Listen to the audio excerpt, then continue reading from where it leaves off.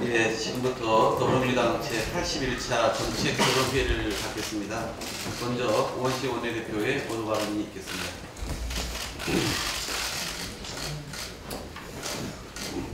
오늘은 4.19 혁명의 교화선이 되었던 3.15 58주년 대면회입니다. 부정, 불의, 부패 선거에 항의해서 구조닦기, 학생, 신문파리 등 우리 주변에 평범했던 사람들이 낸 용기는 세상을 바꾸는 계기가 되었습니다. 3.15 혁명, 5.18 민주화운동, 6월 민주항쟁, 그리고 촛불 시민혁명은 민주주의 불꽃이 꺼지지 않도록 해왔던 시민들의 노력이었습니다. 정년 퇴직한 청소 노동자 자리에 초단기 알바를 채용해서 갈등을 빚었던 연세대와 청소 노동자가 57일 만에 어제 극적인 합의를 이루어냈습니다. 지난해 말 연세대는 이용 절감을 이유로 전일제 노동자 대신에 시간제 노동자를 채용했습니다. 수천억 원의 적립금을 보유한 학교가 월 200만 원도 안 되는 청소 경비 노동자들의 임금이 부담스럽다며 초단기 알바를 고용한다는 것은 지성의 상아탑인 대학에 해서는 안 되는 부끄러운 일이었습니다. 늦었지만 지금이라도 학교 측이 노동자의 목소리에 귀 기울이고 학교와 노조가 서로 한 발씩 양보해서 상생의 모습을 보여서 참으로 다행이라고 생각합니다. 하지만 아직까지 이러한 갈등이 해결되지 않은 학교들이 많이 있습니다. 이번 연세대의 좋은 선례가 다른 학교들에게도 긍정적인 영향을 미치기를 바랍니다. 저 또한 지난달 초 연세대 청소 경비 노동자들과의 간담회 그리고 연세대 총장과의 간담회를 가진 바 있습니다. 노동 환경을 회복시키고 노동 양극화를 야기하는 비정규직 문제 해결은 정부 여당의 핵심적인 과제인 만큼 향후 지속적으로 관심을 갖고 근본적인 대책 마련에 더욱 힘쓰겠습니다. 국회발 개헌 열차가 야당의 무책임한 발목 잡기 탓에 지체 없이 정차되고 있습니다. 정치권 모두가 국민에게 약속드린 개헌 시한인 지방선거가 채 3개월도 남지 않았는데 자유한국당과 바른미래당은 마치 개헌 저지 연대라도 만든 것처럼 찰떡궁합으로 개헌 발목 잡기를 하고 있어 매우 유감스럽습니다. 어제 개최된 3당 원내대표 회동에서도 야당은 개헌과 전혀 무관한 GM 국조 수용을 비롯한 여러 가지를 조건으로 내걸었습니다. 국가의 100년 대계인 개헌의 원내대표 간 논의 개시를 GM 국조 등 이견이 있는 사안들과 결부시키는 것 자체가 어불성설입니다. 대통령이 개헌안 제출은 관제 개헌이라며 반대하고 국회가 주도해야 한다고 하면서도 국회의 협상 과정에 조건을 붙이는 것은 도저히 이해할 수가 없습니다. 이는 누가 봐도 개헌 논의 좌초를 노린 지연 전술이자 일자리와 지역 경제를 지키기 위해 GM과 협상에 임하고 있는 정부의 협상력을 떨어뜨리는 명백한 국익 침해 행위입니다. 개헌은 개헌대로 여야 간 협상을 진행하고 GM 국조처럼 견해가 다른 사안들의 경우 이와 분리시켜 논의를 이어가는 게 바람직합니다. 특히 이미 정부의 개헌 초안이 마련된 만큼 야당도 자체적인 개헌안을 내놓고 협상에 임하는 것이 정치적 도리입니다. 이러한 최소한의 도리조차 하지 않으면서 개헌 협상 개시조차 조건을 붙이는 야당에 대해서 더 이상 개헌 협상이 가능할지 참으로 고심이 큽니다. 이와 관련해서 다시 한번 분명히 강조합니다만 문재인 정부와 더불어민주당은 마지막까지 국회 중심의 개헌 추진을 위해 최선을 다할 것입니다. 지난 9차례 개헌사를 돌이켜볼 때 이번 개헌 논의처럼 우리 국회가 논의의 중심에 서고 이를 주도했던 적은 단 한 차례도 없습니다. 이는 주로 독재자들의 장기 집권 욕구를 뒷받침하는 도구로 개헌이 악용되어 온 탓에 개헌 과정에서 국민은 물론 국회의 목소리가 제대로 반영될 수 있는 통로가 극히 적었기 때문입니다. 그만큼 촛불 광장이 열어진 이번 개헌 정국이 가지는 역사적 의미가 남다른 것입니다. 국민의 대표인 우리 국회가 주도하는 또한 중심이 되는 개헌이 성공한다면 이는 대한민국의 헌정주의와 의회주의 발전에 중요한 이정표가 될 것입니다. 국민이 정치권에 부여한 이 같은 역사적 책무를 여야가 함께 이행할 수 있도록 거듭 야당의 진정성 있는 자세를 당부합니다. 지방선거일인 6월 13일이 본격적인 지방분권 시대의 개막과 함께 새로운 헌법의 탄생을 축하하는 기념일이 될 수 있도록 집권 여당 또한 야당과의 대승적 협상에 끝까지 최선을 다하겠습니다. 만일 자유한국당과 바른미래당이 혹여나 자신들의 협조가 없다면 개헌 추진이 불가능하다는 점을 이용해서 국민의 힘으로 어렵게 출발한 개헌 열차를 끝내 탈선시킨다면 국민과 역사는 그들을 낡은 헌법에 집착하는 호원 세력, 수구 세력으로 낙인 찍을 것이라는 점을 명심하시기 바랍니다. 정의용 안보실장과 서훈 국정원장이 4강 외교를 마치고 돌아왔습니다. 이번 중일러 크로스 외교를 통해 한반도 평화해법을 공유하고 이에 대한 각 국가들의 공조 의지를 확인하는 계기를 마련하였습니다. 남북 북미 정상회담이라는 절호의 기회가 북핵 문제의 안정적 해결과 한반도 평화 정착까지 이어지기 위해서는 육자회담 국가의 지원과 지지가 필요합니다. 남북 북미 정상회담까지 한반도 정세와 외교 상황은 한치를 내다볼 수 없을 것입니다. 어제만 하더라도 강경화 외교부 장관 방미를 하루 앞두고 회담 파트너인 미 국무장관이 전격 교체되었습니다. 그럼에도 미국과의 긴밀한 소통을 통해 상황 변화에 즉각 대응하고 강 장관의 예정된 방미 일정을 진행하기로 한 것은 다행스러운 일입니다. 어떤 상황에도 한미 양국 간 굳건한 공조가 우선이라는 인식을 공유하고 재확인한 것이라 할 수 있습니다. 남은 두 달여간 의제 설정을 포함한 준비 과정에서 정부의 세심하고 면밀한 상황 관리가 요구되며 국내 정치권도 섣부르게 일희일비해서는 안 될 것입니다. 또한 두 특사 외교가 마무리되고 북미 회담에 앞서 가까운 시일로 다가온 남북 정상회담 준비가 본격화된 만큼 이에 만전을 다해야 할 것입니다. 큰 틀에서 북핵이 도움이 되는 담대한 협력과 하나된 힘을 우리 정치권이 보여주어야겠습니다. 그런 점에서 지난해 대통령과 5당 원내대표 첫 회동에서 합의하고도 답보 상태인 여야정 상설협의체 설치도 조속히 재추진되어야 합니다. 시간이 지체되었지만 지금보다 여야정 상설협의체가 필요한 시점은 또 없었습니다. 이미 합의사항인 만큼 야당도 그 필요성에 대한 인식은 다르지 않을 것이고 비교섭 단체 참여 이견도 해소되는 상황이 만들어졌기 때문에 결단만 남아 있습니다. 야당의 조속한 답변을 기다리겠습니다. 다음은 김태년 정책위장의 모두 발언입니다. 정부는 오늘 특단의 청년 일자리 대책을 발표할 예정입니다. 통계청이 발표한 2월 고용 동향을 보면 청년 실업률은 9.8%로 전년 동월에 비해서 소폭 하락했지만 여전히 10%에 육박하고 채용 시즌이 시작되는 3월부터 더 높아질 우려가 있습니다. 특히 노동시장 진입 인구가 크게 늘어나는 향후 3, 4년 동안 청년 실업 문제가 더 심각해지는 것을 막으려면 특단의 대책이 필요한 시점입니다. 오늘 발표할 청년 일자리 대책은 청년 실업 문제 해결을 위한 문재인 정부의 비상한 각오와 노력이라는 점에서 시적절합니다. 더불어민주당은 정부와 함께 다양한 모든 정책 수단을 동원해 청년들과 기업들이 체감할 수 있을 정도로 말 그대로 특단의 청년 일자리 대책을 추진해 나가겠습니다. 그리고 어제 발표된 2월 고용 동향을 두고 일부 언론에서 최저임금 인상 때문에 일자리가 줄었다는 주장을 하고 있어서 한 말씀 드리겠습니다. 2월 취업자 증가수가 감소한 것은 사실이나 이는 노동시장에 영향을 미치는 여러 복합적인 원인을 무시한 채 오로지 최저임금 탓만하는 것은 진실을 왜곡하는 측면이 있습니다.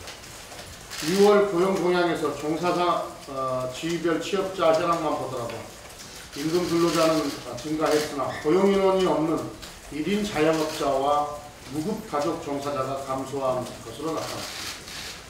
따라서 최저임금 부담 때문에 노동자를 해고한 것이라 해석하는 것은 무리가 있습니다.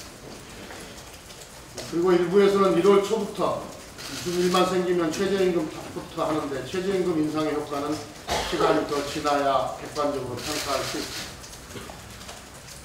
고용 동향은 15일을 기준으로 조사하는데 2월 고용 동향은 최저임금 인상이 반영된 월급이 한 차례만 지급된 상황에서 조사된 것이기 때문에 그 결과를 두고 최저임금이 일자리에 영향을 미쳤다라고 말하는 것은 섣부른 일입니다. 실제로 일부 언론에서는 1월이 시작되자마자 경비원 해고 사태가 일어날 것처럼 예측을 했었습니다만 최근 서울시에서 발표한 서울 시내 아파트 단지 전수조사 결과를 보면 경비원 대량 해고는 전혀 없다는 것이 확인되었습니다. 더불어민주당과 정부는 백년지 대계의 마음으로 변화하는 시대와 환경에 맞는 일자리 정책을 고민하고 실천해 나갈 것입니다. 아시다시피 산업구조 변화, 인구구조 변화 등으로 인해 산업 현장과 노동 환경이 근본적으로 달라지고 있습니다. 재정지원 일자리 사업, 직업훈련 등 정부의 고용사업은 물론 새로운 시대에 맞는 인재 양성을 위한 교육개혁 등 정부 정책의 획기적이고 근본적인 변화를 통해 일자리 문제를 해결해 나가겠습니다. 그리고 혁신성장 전략과 규제혁신을 차질없이 추진해서 우리 경제의 새로운 성장 동력을 창출하고 민간에서 양질의 일자리가 많이 만들어질 수 있도록 기업하기 좋은 환경을 만들어 나가겠습니다. 보건복지부는 어제 제약기업의 사회적 책임과 윤리성을 강화하기 위해 혁신형 제약기업 인증 등에 관한 규정을 개정하겠다고 밝혔습니다. 혁신형 제약기업 인증은 신약을 연구 개발하는 제약기업을 선정하여 R&D 지원 및 세제 혜택 등 각종 지원을 하는 제도입니다. 정부의 이번 조치는 제약기업의 임원이 횡령, 배임 등을 하거나 하위 임직원에게 폭행, 성범죄 등을 저지른 경우에 인증을 취소하여 정부 지원 대상에서 제외하기로 한 것입니다. 지난해 7월 제약회사 회장의 폭언 사건 이후 우리 당 정책위원회에서는 정부의 혁신형 제약기업 선정에서 사회적 책임과 윤리 기준을 강화하라는 주문을 한 바 있습니다. 이번 조치는 당의 지적과 요구를 정부가 수용해 연구 용역을 거쳐 입법을 추진한 것으로 적극 환영하는 바입니다. 정부는 여기에서 그치지 말고 한 걸음 더 나아가 제약산업의 혁신성장을 견인하는 방안도 적극 마련하기 바랍니다. 혁신형 제약기업의 신약 임상시험과 인허가 절차에서 안전성을 침해하지 않는 범위 내에서 패스트트랙 신속 심사를 적극 도입해서 신약 개발을 촉진하도록 해야 합니다. 또한 혁신형 제약기업 인증도 획일적인 기준에서 벗어나 기업 규모나 특성에 맞춰 선도형 혁신기업과 육성형 혁신기업으로 구분하고 그에 따른 지원을 할 필요가 있습니다. 아울러 국내 신약 개발 촉진을 위해 산학연 협력 시스템과 오픈 이노베이션을 활성화하고 인공지능을 활용한 신약 개발 R&D 지원 확대와 세제 혜택의 실효성을 높일 수 있는 대책을 마련해 줄 것도 함께 당부합니다. 예, 다음 현안 발언입니다. 먼저 우리 김경혁 제2종조위원장님의 현안 발언 듣고 과방위 신영민 간사님, 윤우덕 예결위 간사님의 현안 발언을 듣고 제가 정리했습니다. 오늘은 국회 헌정특위 개원 소위원으로서 한 말씀 드리겠습니다.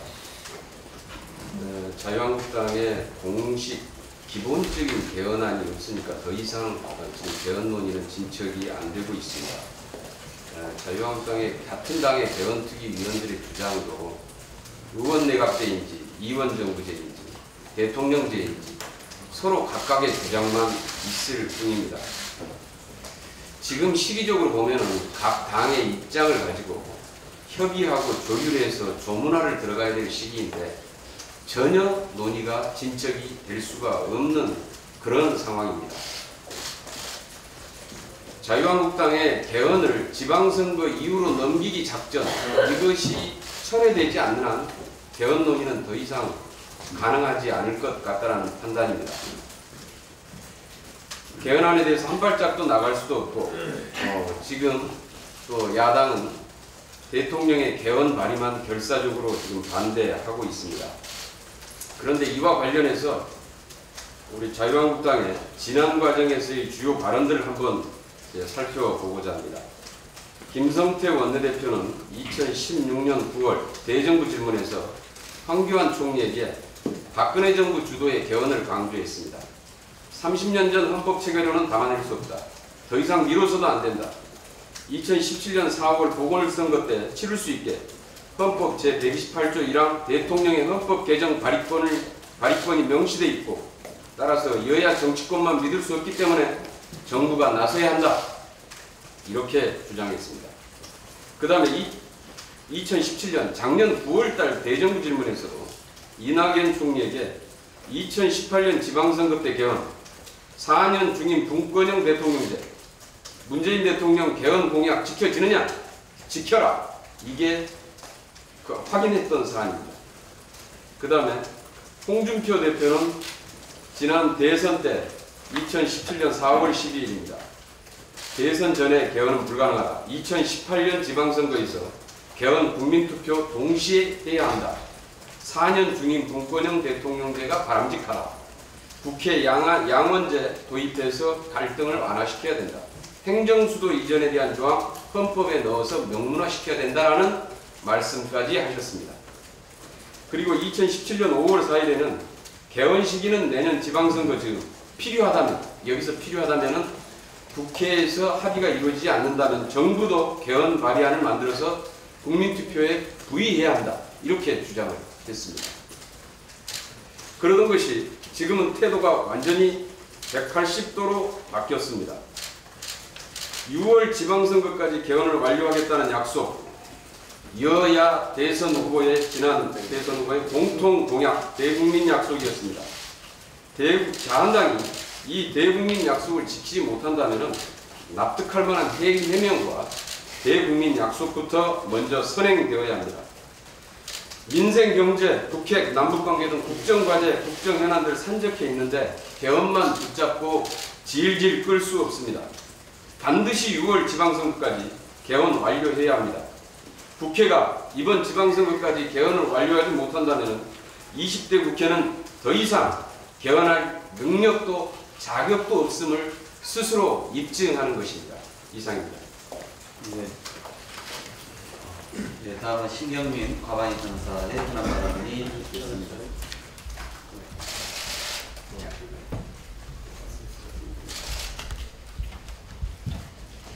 KBS 사장 인사청문회 말씀드리려고 나왔습니다.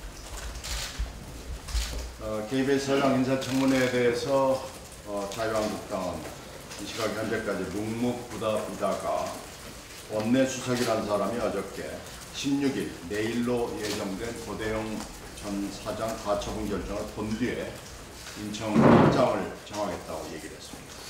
자유한국당 과방위원들은 불법 사장 후보란 성명을 이미 냈고요.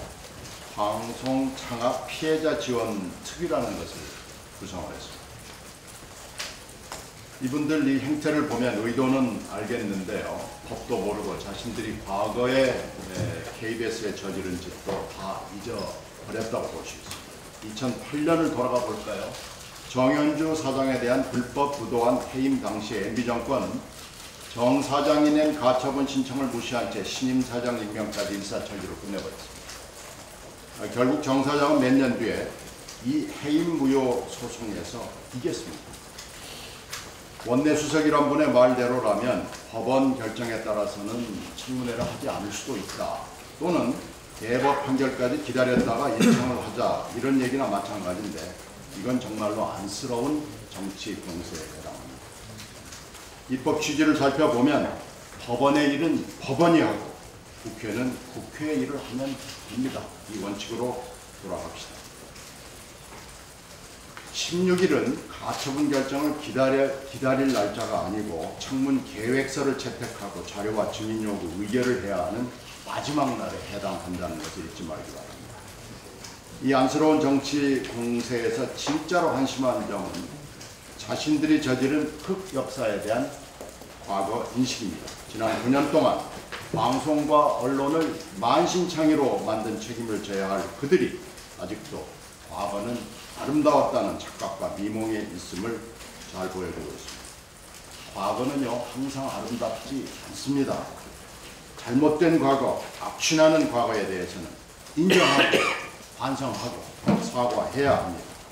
국민 아무도 동의하지 않는 적반 하장의 미몽을 깨고 현실로 돌아오기를 원합니다.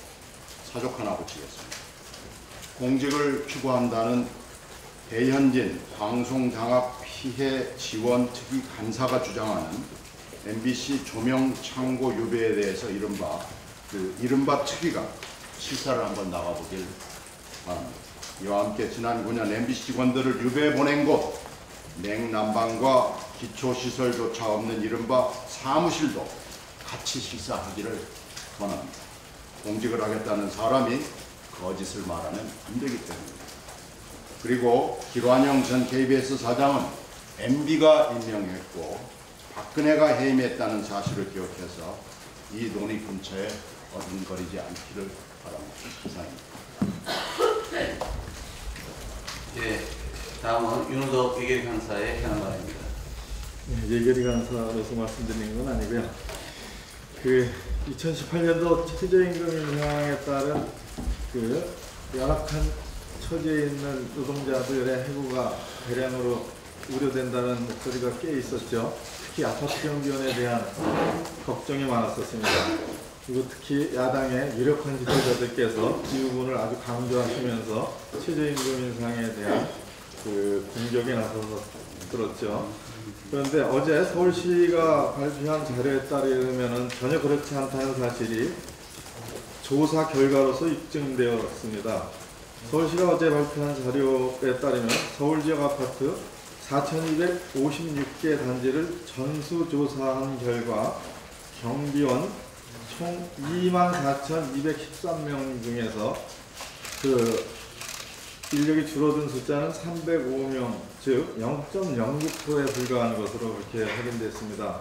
이것은 4,256개 단지 중에서 불과 171개 단지에서만 인원이 줄은 것으로 확인되었고, 이 퍼센테이지는 1%도 안 되는 0.4%에 불과하다라는 전수조사 결과입니다. 야당이 이렇게 목소리를 높였던 대량 해고는 실제 전혀 일어나지 않은 거죠. 최저임금 인상을 전후로 해서 6개월 동안 단지별로 한 명이 아니라 0.09%의 인원이 0.09명의 인원이 감소했을 뿐입니다.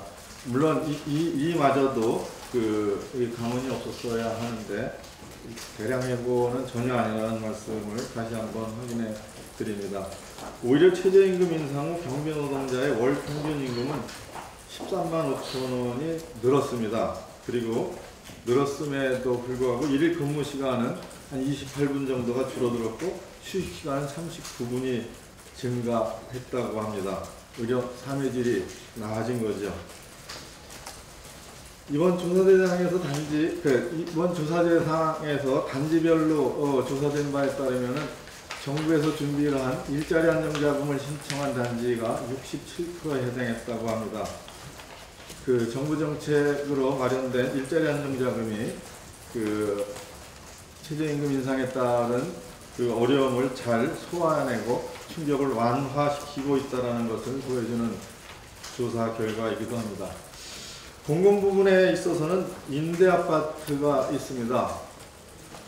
본 의원이 어제 한국주택공사로부터 자료를 받아봤습니다. 임대아파트의 경비원 및 청소 노동자들은 단 한 명도 해고된 사실이 없다는 것을 자료로 제가 확인을 했고, 정부 정책을 공공기관이 잘 또 받쳐주고 있다라는 말씀을 드립니다. 이제 야당의 유력한 지도자들께서는 지난해 말씀하셨던 최저임금 인상이 아파트 경비원 및 청소 노동자를 대량 해고시킨다는 말씀을 거둬들여 주시고 확인된 사실에 따라서 다시 말씀을 해주시기를 바랍니다. 마지막으로 하나 더 간단한 거 말씀드리고자 합니다. 저는 파주시 국회의원입니다. 역사적인 제3차 남북정상회담이 4월 말에 판문점 평화의 집에서 개최되는 것으로 남북 간 합의에서 발표됐습니다. 이 판문점이라는 곳은 주소로 따지면은 경기도 파주시 진서면 어령리입니다. 그래서 앞으로 제3차 남북정상회담이 열리는 장소를 보도하실 때 판문점 평화의 집이라고 하셔도 되겠지만 파주시 소재 평화의 집 또는 파주 평화의 집에서 제3차 남북정상회담이 역사적으로 열린다라고 꼭 보도해 주시기를 간절히 또 그리고 간곡히 부탁드립니다. 지어주세요. 네, 제가 좀 마무리 말씀 몇 가지 좀 드리겠습니다. 우선 오늘 원내대표님과 김경엽 정교위원장께서 말씀하신 것처럼 개헌 관련해서 여러 가지 국민들의 우려가 커지고 있는 상황입니다. 국회도 대통령처럼 개헌안 마련에 자고우면할 시간이 이제 더 이상 없는 거 아닙니까? 야당은 대통령 개헌안을 무조건 반사적으로 반대하고 국회 개헌안은 개헌과 전혀 상관없는 조건들을 갖다 붙여서 지연시키고 있는 전략을 쓰고 있는 거 아닙니까? 자유한국당은 6월 동시 개헌이 지방선거 곁다리용이라고 주장해 왔습니다. 이틀 동안 3당 원내대표 개헌 협상이 진척을 이루지 못한 것은 우리 원내대표 말씀처럼 그런 GM 국정조사 요구 등 여러 무리한 조건을 내세우고 있기 때문입니다. 그 자체로 가장 숭고해야 할 개헌 논의를 다른 건과 연결시키는 거야말로 개헌이 볼모가 되는 곁다리 개헌인 셈입니다. 개헌 논의보다 다른 정략적 목적이 있는 연불보다 제밥용 개헌인 것입니다. 아시다시피 국회 개헌 특위는 지난 15개월 동안 허송 세월을 보낸 것과 다를 바 없고 자유한국당 등 야당은 개헌 당론 채택 약속도 2개월 이상 감감무소식입니다. 반면 대통령 개헌안은 당초 대선 약속을 지킨 준비된 개헌안입니다. 야당에서 대통령이 개헌을 밀어붙인다고 하는데 이것은 밀어붙이는 것이 아니라 헌법이 보장한 개헌 발의와 국회 발의와 대통령 발의 중에서 개헌의 가능성이 어떤 게 더 높은지를 가지고 찾아보는 과정이고 야당의 비협조, 국회 합의 불발이라고 하는 이 장벽을 돌파하기 위한 즉 클린 같은 개헌안입니다. 이마저도 국회가 합의를 도출하면 대통령 개헌안을 처리할 수 있다고 하는 것 아닙니까? 이를 알면서도 딴죽을 거는 것은 시험 앞두고 공부를 등한시한 학생이 내가 안 했으니 너도 하지 마 라고 생떼 쓰는 철부 주장에 불과합니다. 야당은 말로만 개헌, 겉과 속이 다른 주장을 내세우기보다 교황 선출 방식처럼 지금부터라도 합의안이 도출될 때까지 문 걸어 닫고 논의하는 치열함이 필요할 때라고 하는 말씀을 드립니다. 두 야당의 GM 국정조사 요구로 현재 국회 임시회가 일방적으로 수립되어 있습니다. 원래 임시회가 수립되지 않았으면 다음 주, 그 3월 세 번째 주부터는 상임위 정례회의를 하도록 법에 규정되어 있습니다. 임시회가 수립되면서 지금 다음 주 그 상임위들이 좀 불투명해져 있는 상황입니다. 정작 이처럼 상임위 개최마저도 임시회 일방적 소집으로 어려움을 좀 초래해놓고 이런 개헌 발목 잡기와 한국 GM 재무실사 방해만 앞장서는 야당 행태는 비판받아야 마땅합니다. 현재 미처리 법안이 8,600건입니다. 그런데 이번 3월에 들어서 법안 의결이 진행된 곳은 딱 두 곳입니다. 앞으로 법안 소위를 거쳐서 전체 회의 의결을 확정한 곳은 산자의 운영이 두 곳에 거쳐서 전체 16개 상임위 중에서 12개는 아예 소위나 전체 회의 일정을 잡지 못하고 있습니다. 법안 처리라고 하는 본연의 임무는 방기한 채 정쟁을 위한 임시회 소집, 자당소속 동료원 보호 같은 그런 국회 소집에만 몰두했다는 국민적 비판을 면치 못할 겁니다.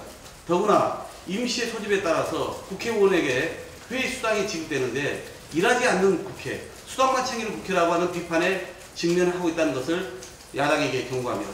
자유한국당 등 야당은 다음 주 상임위 법안 심사라도 제발 일정 합의에 협조해 주실 것을 요청드립니다. 특히 이번 3월 국회에서는 사회 전반적으로 확산되고 있는 미투 운동을 법적으로 적극 뒷받침하는 미투 국회가 돼야 됩니다.